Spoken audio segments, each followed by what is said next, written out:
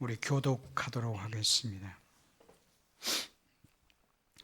그러므로 사랑을 받는 자녀같이 너희는 하나님을 본받는 자가 되고 같이 너희도 사랑 가운데 생활하. 이런 우리를 위하여 자신을 버리사 향기로운 제물과 희생 제물로 하나님께 드리셨느니라. 음행과 온갖 더러운 것과 탐욕은 너희 중에서 그 이름조차도 부르지 말라. 이는 성도에게 마땅한 바니라. 누추함과 어리석은 말이나 희롱하는 말이 마땅치 아니하니 오히려 감사하는 말을 하라.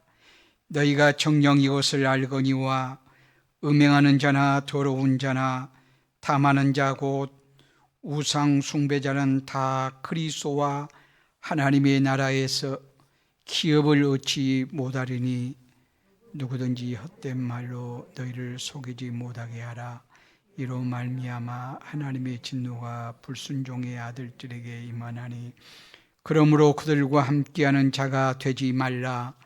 너희가 전에는 어둠이더니 이제는 주 안에서 빛이라. 빛의 자녀들처럼 해가라. 빛의 열매는 모든 착함과 의로움과 진실함에 있느니라. 주를 기쁘시게 할 것이 무엇인가 시험하여 보라. 너희는 열매 없는 어둠의 일에 참여하지 말고 도리어 책망하라. 그들이 은밀히 행하는 것들은 말하기도 부끄러운 것들이라.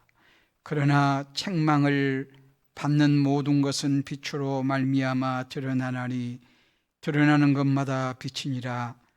그러므로 이르시기를 잠잠한 자여 깨어서 죽은 자들 가운데서 일어나라.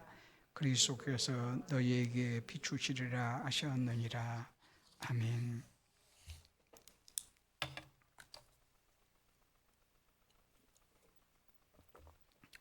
오늘 본문의 말씀을 읽으면서 여러분이 특별히 이 말씀이 내게 와 닿아요, 이 말씀을 본문의 제목으로 삼고 싶어요, 그런 말씀들이 있습니다. 1절에 보면 하나님을 본받는 자가 되라, 이런 말씀이나 또 8절 말씀 보면 빛의 자녀들처럼 행하라, 이런 말씀이나 10절 말씀 보면 주를 기쁘시게 하라, 이런 말씀.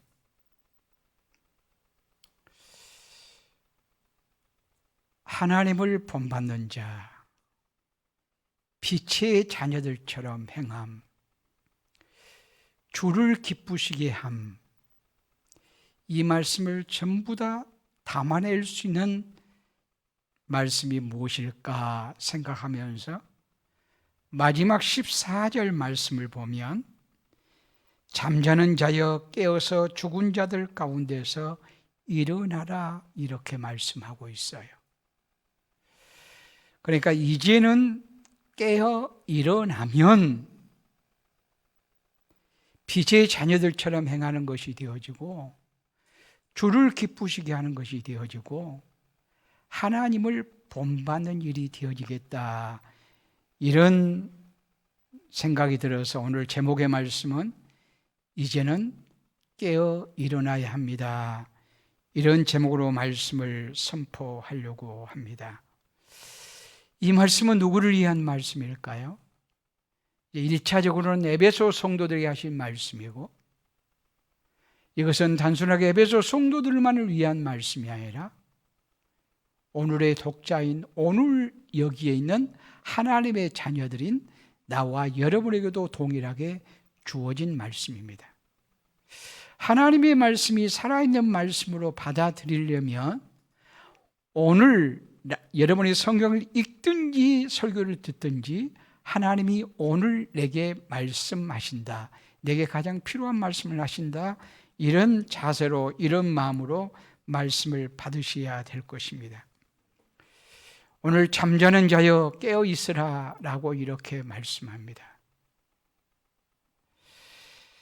잠자는 자이면서 자신이 잠자는 것을 모른다고 하면 이것은 심각한 병이라 말할 수 있을 것입니다. 깊이 잠들면 도적이 오는 것을 모르겠지요. 깊이 잠들면 불이 나도 모를 거고요. 죽어가면서 죽어가는 줄도 모른단 말이에요.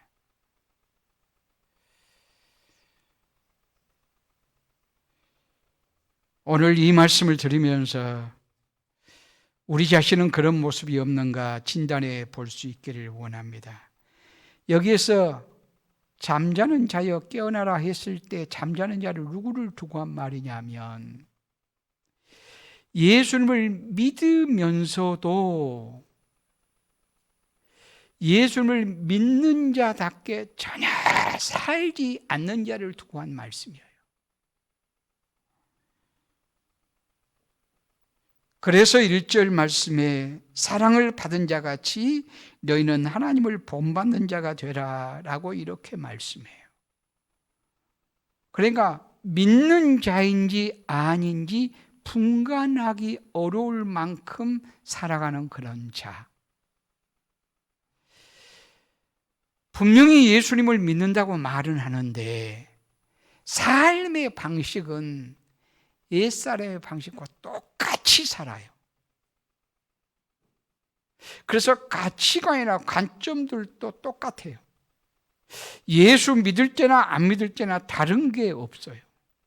다른 게 있다고 하면 예수 믿는다, 하나님을 나는 섬긴다, 그래서 하나님의 이름을 부르면서 기도할 때 옛날에 그것을 나에게 채워주라고 하는 정도, 이러면 안 된단 말이에요. 우리는 하나님을 섬기는 자가 돼야지, 경외하는 자가 돼야지 하나님을 이용하면 안 된단 말이에요. 이 습관을 그대로 가지고 있습니다. 영적으로 잠들어 있다는 것은 그래서 틈만 있으면 원망하고 불평을 합니다.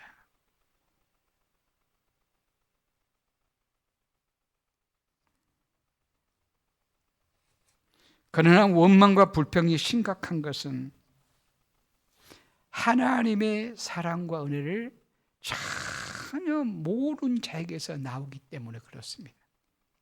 아니요, 난 하나님의 사랑을 아는데요, 하나님을 아는데요, 그러면서 원망하고 불평한다고 하는 것은 지식으로는 알아도 삶으로는 모르는 거예요. 하나님, 성경이 하나님의 자기 계시, 하나님의 어떤 분인가를 말씀하고 하나님이 어떤 분인가를 말씀하는데 하나님을 알면 그 다음에 반응은, 태도는 늘 감사와 찬양이에요. 감사와 찬양이 하나님을 섬기는 자의 합당한 반응인데 늘 원망과 불평이 있다? 이것은 오늘 본문의 말씀대로면 그런 상태를 잠자는 자의 상태라고 이렇게 말씀할 수 있을 것입니다. 하나님의 사랑과 은혜 우리에게 분명히 나타났어요. 어디에서? 예수 그리스도의 십자가를 통해서. 예수 그리스도의 십자가, 지식이 전날 밤 겟세마네 동산에서 우리 주님이 기도하셨어요. 기도하실 때 하나님을 뭐라고 불렀을까요? 겟세마네 동산에서 예수님이 하나님께 기도할 때 하나님을 뭐라고 불렀을까요? 내 아버지여, 이렇게 불러요. 내 아버지여, 이 잔을 내게서 옮기시옵소서. 그러나 나의 원대로 마옵시고 아버지의 원대로 하옵소서. 지금 십자가를 지기 위한 일인데 그러면서 하나님을 내 아버지라고 하는 것, 정말 어려운 일입니다.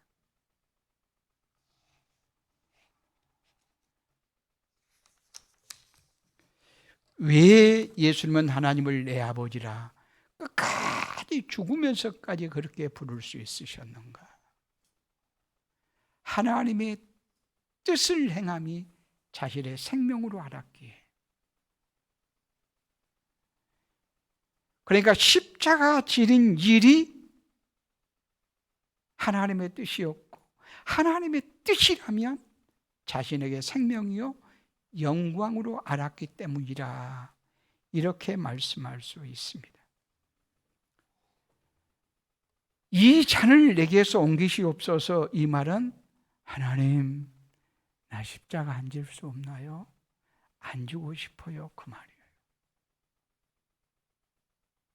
왜 그렇게 십자가를 안 주고 싶으셨을까요? 육체적인 고통이요? 물론 육체적인 고통 커요. 손에 가시 하나만 찔려도 막 아프잖아요. 온몸이 아프잖아요. 근데 양손과 양발에 대못을 박는다. 이 고통 말로 다 할 수가 없을 거예요. 그러나 예수님이 십자가 지시는 의미는, 그것은 지극히 작은 거예요.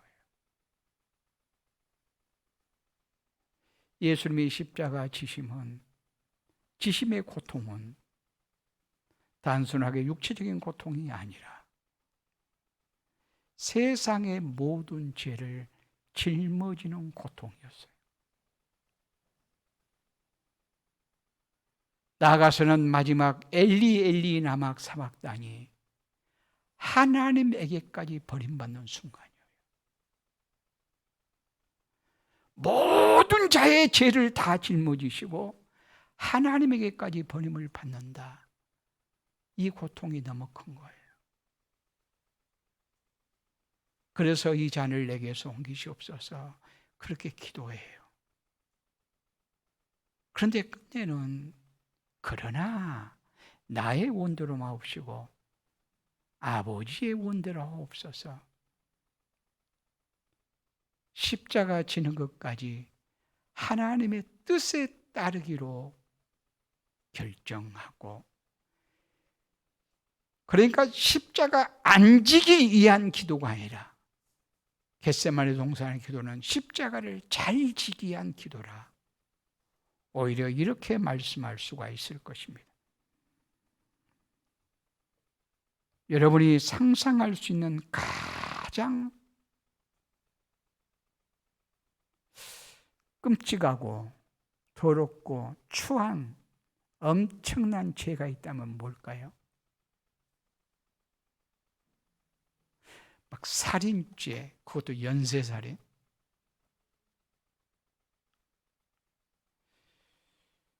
그런가 하면 인신매매, 아동 성폭행, 또 막 집단적인 학살, 전쟁,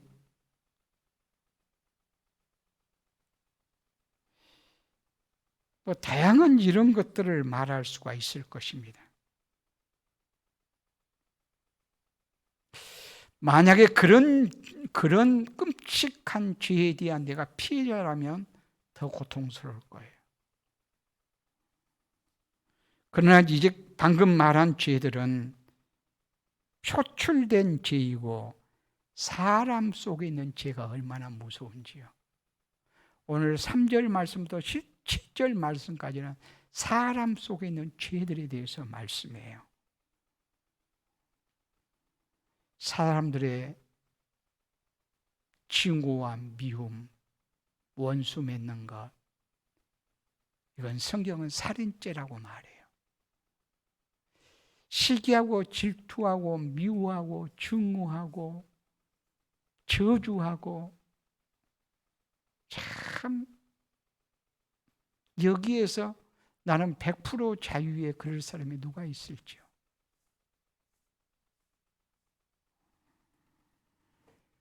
그런가 하면 덕이 되고 선하고 은혜스러운 말을 해야 됨에도 불구하고 누추하고 어리석고 추하고 더러운 말들을, 원망과 불평, 남에게 늘 상처 주는 말, 누군가가 그 말이에요. 하다 거짓말 잘하니까 그 사람이 살아있다고 하는 그것만 진실이고 그 사람에게서 나오는 모든 것은 다 거짓이라고. 거짓 뭉치라 그럴까요? 또 탐욕으로 얼마나 가득 차 있는지요.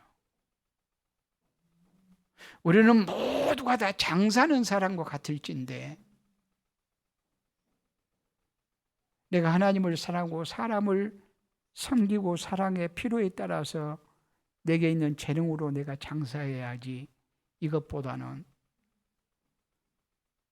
사람들을 이용해서라도 자신의 욕심을 채우려는 도구 정도로 아주 철저하게 이기적이고 자기중심적인 사람들로 가득 차 있는 이 세상 아닌가 싶습니다. 온갖 음행과 우상 숭배로 가득 차 있습니다. 하나님보다 더 살아가는 그 무엇이 있다면 이것은 영적인 음행이고 영적인 간음죄라고 이렇게 말할 수 있어요. 참 오늘 본문에서 말씀한 대로 말하기도 부끄러운 죄들로 가득 찬 이 세상, 이름조차 부르기도 죄스러운 아름답지 못한 죄들이 얼마나 많은지.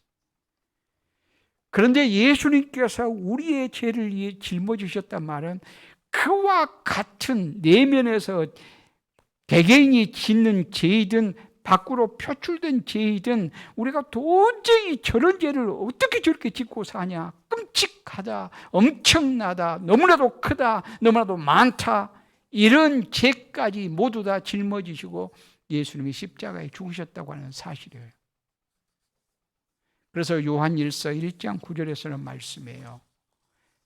그 아들 예수의 피가 우리의 모든 죄를 깨끗게 하실 것이요.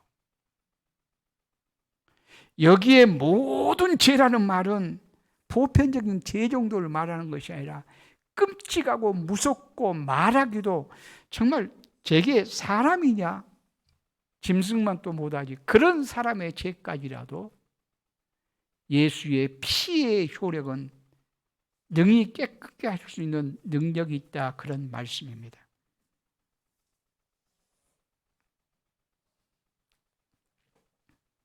우리는 선하고 아름다운 일도 내가 희생하거나 피해는 안 보려고 그래요. 선하고 아름다운 일도 내게 유익 있고 좋은 것이 있고 그러면 좋아도 이건 분명히 선한 일이야, 아름다운 일이야, 좋은 일이야, 하나님 앞에 상 받을 일이야. 그럼에도 불구하고 내게 손해인데 내가 희생해야 되는데 이러면 그거 하려고 하질 않아요. 거의 그래요. 거의. 분명히 선하고 아름답고 좋은데 내게 많은 유익이 있다, 내게 손해가 하나도 없어, 좋은 것만 따라와. 그러면 행하려는지 몰라도 그렇지 않으면 행하려고 하지 않아요. 그러니까 저 사람이 짐을 지고 가고 있으면 지금 70kg 짐을 지고 가고 있어요. 70kg. 그러면 내가 20kg만 지어주면 나도 괜찮고 저 사람도 좀 좋을 것 같아. 막 70kg 짊어지고 하면서 곧 쓰러지려고 막 그래요. 그러면 35kg 나눠는 못 줘도 내가 20kg만 짊어져 주면 저 사람이 너무나 편하게 잘 갈 수 있단 말이에요. 그런데도 안 줘주고 싶어요. 안 줘주고 싶어요. 왜? 나 힘들거든. 20kg도 힘들거든요. 그래, 힘든 일은 하지 않으려고 그래요. 그런데 예수님은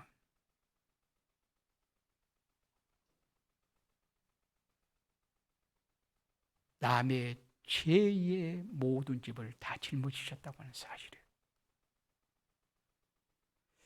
전부 다 뒤집어 썼다고 이렇게 말할 수 있어요.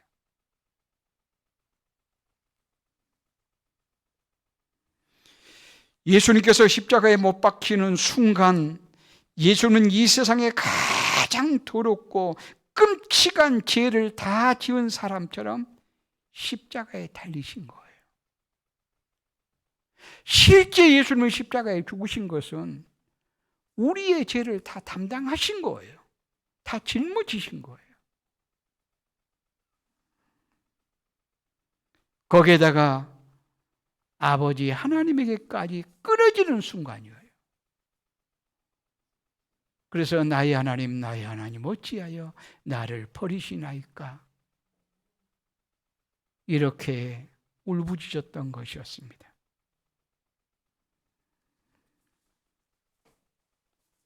정말 감동적이고 아름다운 일인데 이건 사람으로서는 이해하기 힘든 일이에요.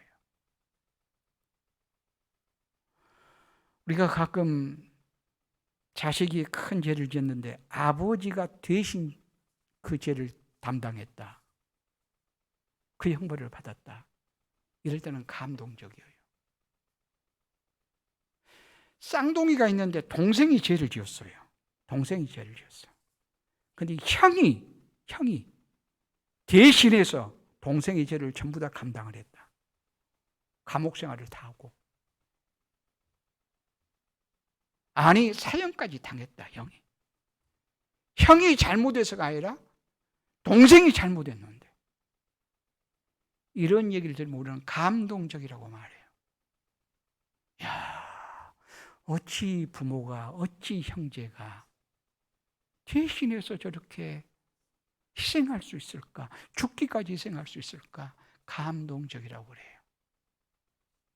그런데 어떤 사람이 개를 키웠어요. 개가 이웃집 사람을 물었어요. 이웃집 사람이 죽었어요. 그러면 기본이 뭐죠? 우리는 기본적으로 그 개 어떻게 해야 돼요? 개 없애야 되겠잖아요. 처분해야 되겠잖아요.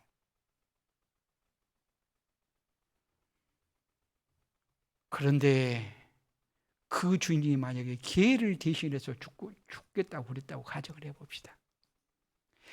내가 개는 죽일 수 없어. 개를 대신해서 내가 죽겠다고, 진짜 내가 죽겠다고 한번 가정을 한번 해봅시다.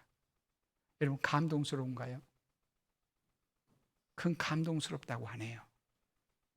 그 주인에게 정신지상자라고 말해요.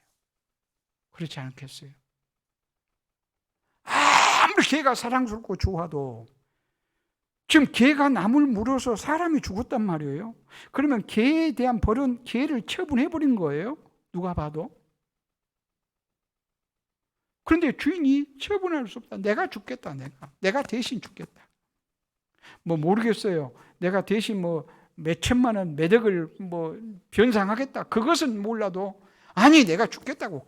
개가 죽을 몫을 내가 죽겠다. 이건 정상적인 사람이라고 말할 수 없을 거예요.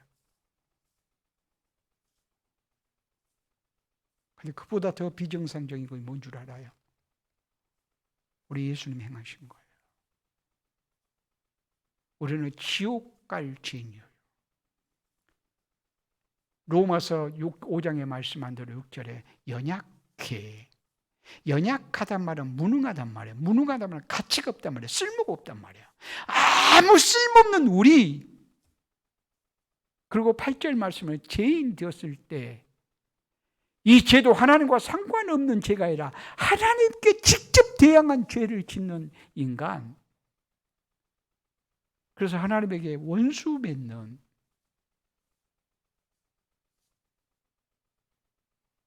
이런 우리를 위해서 예수님이 이 땅에 인간의 몸으로 오셔서 짐승처럼 십자가에 죽으셨어요.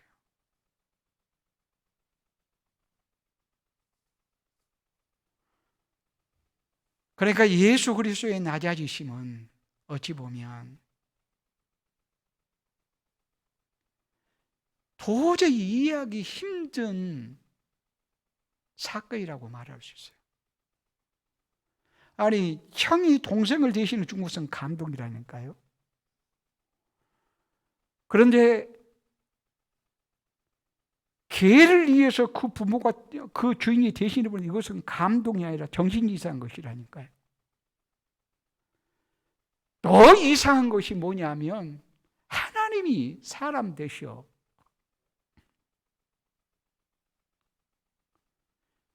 우리는 개만 또 못한 정도가 아니라 벌레만 또 못한 우리를 위해서 십자가에 죽으셨다.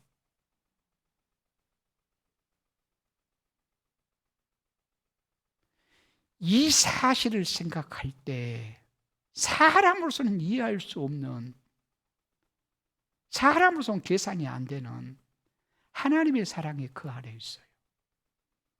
하나님의 은혜가 그 안에 있어요. 이런 하나님의 은혜와 이런 하나님의 사랑을 알면 우리가 주를 위해서 온전히 헌신해도 내세울 것도 없고 아까울 것도 없어요.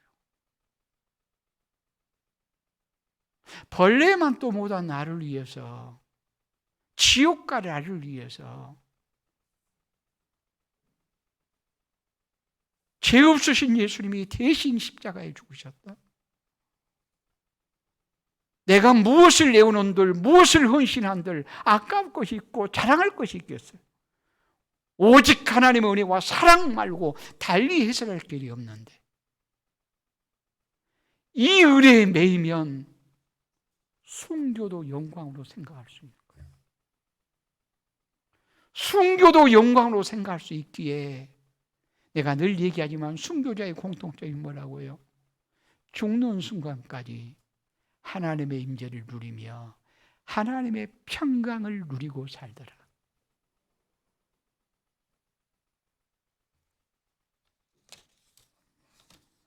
우리가 이런 은혜를 받은 사람들이에요.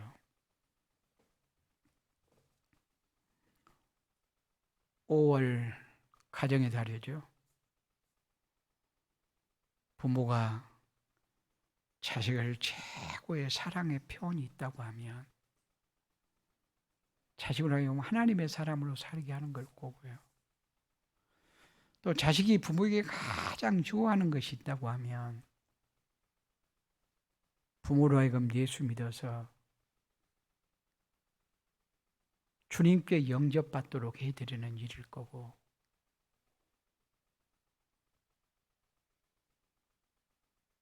또 부부는 한 몸이라 말씀하셨으니 부부가 함께 하나님의 나라에 갈 수 있도록 서로 사랑하고 격려하고 이루하고 가정을 세워갈 수 있으면 좋겠어요. 특별히 5월달 가정에 대한 관심을 많이 더 가졌으면 좋겠어요. 그러나 가족을 위해서 많은 시간을 배려하고 좋아요. 좋고 또 좋아요. 그러나 우리가 놓치지 말아야 될 것은 가족을 위하는 것도 하나님을 기쁘시게 하기 위해서. 그러니까 하나님을 기쁘시게 한다고 하는 것을 놓쳐버리면 안 된다 그 말이에요. 그러면 예수를 믿지 않는 사람하고 똑같이 돼요. 똑같이. 그래서 우리의 포커스는 늘 하나님을 어떻게 하면 기쁘시게 할 수 있을까? 하나님을 기쁘시게 한다는 말은 무슨 말인가? 하나님을 미소 짓게 한다는 말이에요. 하나님으로 하여금 행복하게 한다 그 말이에요. 아니, 우리 인간 존재 자체가 하나님의 행복이에요. 하나님의 기쁨이에요. 그런데 우리가 범죄함으로 하나님의 슬픔과 고통이 되고 있어요.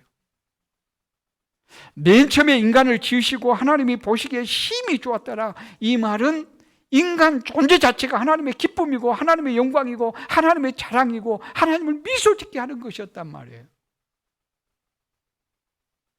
죄를 지어서 인간이 하나님을 슬프게 고통스럽게 했다면 하나님이 더 큰 희생을 치르면서 더 큰 희생은 독생자 예수님을 십자가에 내어주기까지 하시면서 다시 우리를 자녀 삼으셨어요. 자녀 삼으셨어요. 이 진리를 안다면 우리는 하나님을 미소 짓게 하고 살아야 될 거예요.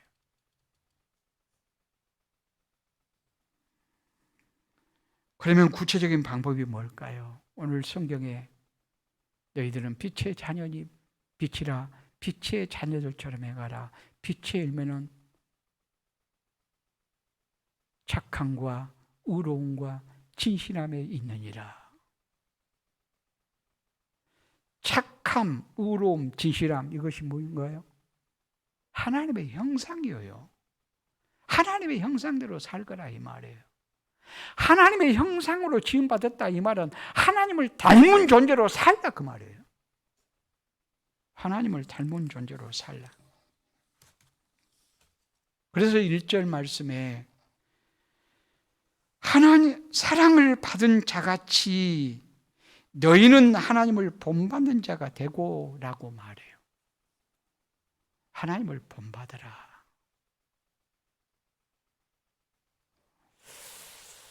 우리가 본받으려고 하면 먼저 전제될 것이 있는데 존경하는 마음이 있어야 본받고 싶어요.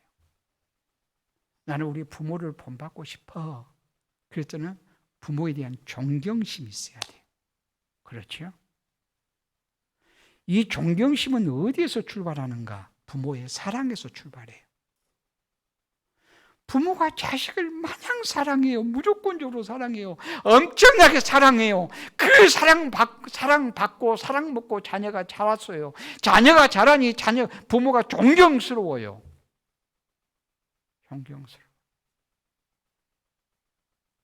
그러니까 하나님을 본받으려면 어떻게 해야 돼요? 하나님의 사랑을 알아야 돼요. 그렇잖아요. 그래야 하나님을 본받고 싶죠. 좀 전에 하나님의 사랑이 얼마나 큰가를 말씀을 드렸습니다. 이 사랑에 우리는 매어 살아야 돼요. 그래서 우리는 하나님을 본받는 자가 되어야 돼요. 하나님을 본받는 자가 되면 자신의 신분이 어떤 존재인가를 알아야 돼요. 자신의 신분이 어떤 자라고요? 하나님의 사랑을 받은 자녀같이. 우리는 하나님의 사랑받은 자녀예요. 늘 나는 하나님의 사랑받은 자녀야 라고 하는 마음이 끊임없이 있어야 돼요. 그래야 하나님을 본받고 싶은 마음이 생긴단 말이에요. 나는 하나님의 자녀야. 어떤 자녀? 사랑받은 자녀야. 그래서 하나님이 너무 좋아. 그래야 본받고 싶은 거예요. 우리는 같이 살다 보면 좋은 거나 나쁜 거나 어떻게 본이 된 것 같아요. 같이 살다 보면 꼭 좋은 것만 그런 것이 아니고 자녀는 생김새도 성격도 버릇들까지 다양하게 부모를 닮아가요. 여러분 텔레비전은 뭐로 끄죠? 텔레비전은 애운이 어떻게 끄지? 텔레비전 끌 때? 텔레비전은 어떻게 끄냐고? 예? 리모컨으로. 요즘은 리모컨으로 끄네요. 리모컨 없다면? 무엇으로 꺼야지? 손으로 꺼야 되잖아요. 리모컨이 없다고 생각하고 손으로 끄잖아요. 근데 어떤 아이가 발로 끄더래요. 늘 발로. 텔레비전 끌 때. 왜 발로 끌까요? 그래요. 아빠가 누워서 늘 발로 끄거든, 텔레비전을. 끌 때. 그것까지 닮아가요. 그것까지.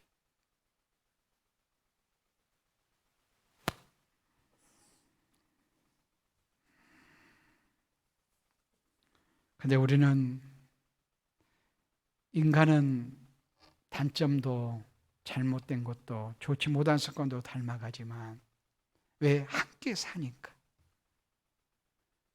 그래서 하나님 우리가 닮아가려면 늘 하나님과 함께 사는 훈련들을 해야 돼요. 그러니까 하나님과 친밀한 교제 속에 살아야 된단 말이에요. 그러도록 하기 위해서 하나님의 형상으로 지음받은 거예요. 하나님의 형상으로 지음받은. 그 방식이 뭐냐라고 말하면 우리의 전 삶이 하나님과 함께하는 삶을 살아야 돼요. 그래서 하나님 앞에서 주님을 내 안에 모신 자로서 연합됐다는 의식 속에서 살아가야 되는 거예요. 근데 대표적인 것은 하나님과 함께 사는 대표적인 것이 뭐냐라고 이렇게 말한다면 말씀과 기도예요. 그렇죠? 말씀과 기도면 다 끝나 이 말은 아니에요. 여러분이 말씀을 하니까 말씀을 예배 시간마다 열심히 잘 듣고 성경도 하루에 몇 시간씩 읽고 쓰기도 잘하고 그 다음에 기도도 몇 시간씩 하고 물론 중요해요. 정말 칭찬할 만해요. 그런데 그것으로 끝난다고 생각하면 안 돼요. 실제 삶의 현장 속에서 주님과 함께 동행하기를 해야 돼요. 주님과 함께 살아가는 거예요. 그러면 주님은 영이시여서 참 힘들어요. 주님을 본받는 것도 쉽지 않아요.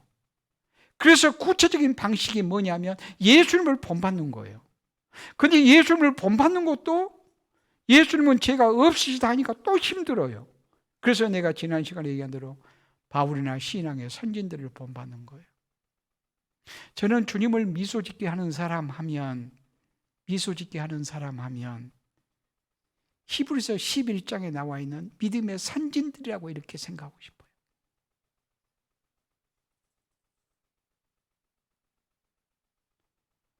믿음의 선진들.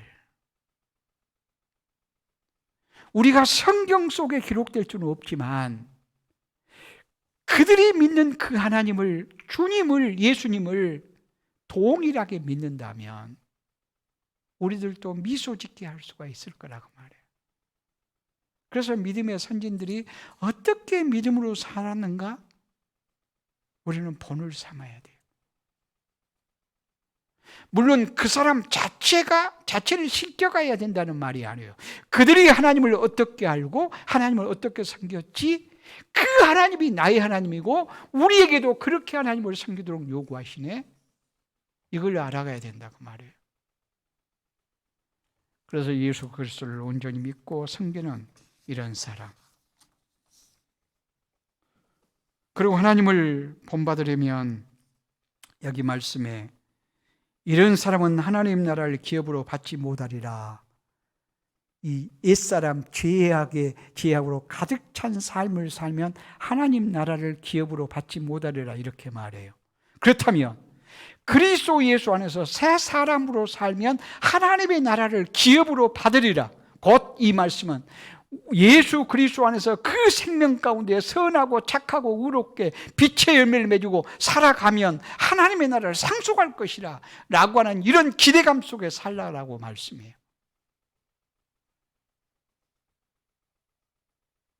그러니까 우리가 예수를 믿고 선하게 살아도 아무 기대가 없는 존재가 아니라 가장 영광스럽고 영원하고 찬란한 하나님의 나라에 우리는 상속자다.